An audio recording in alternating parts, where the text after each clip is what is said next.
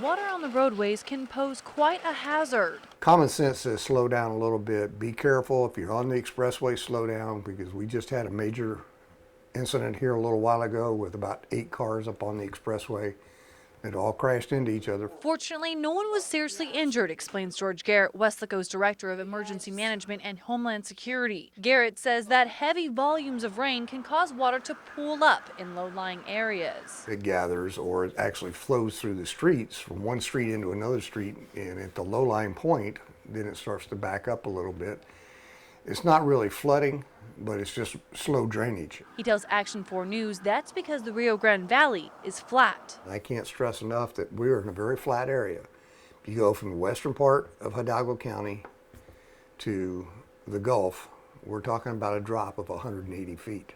Garrett says the extra water on the road is only a temporary inconvenience, and it's why he's asking drivers to please be mindful of the water pooling up in residential neighborhoods. It takes time for the water to naturally drain and flow from one area to another. We have areas here that the streets will tend to flood.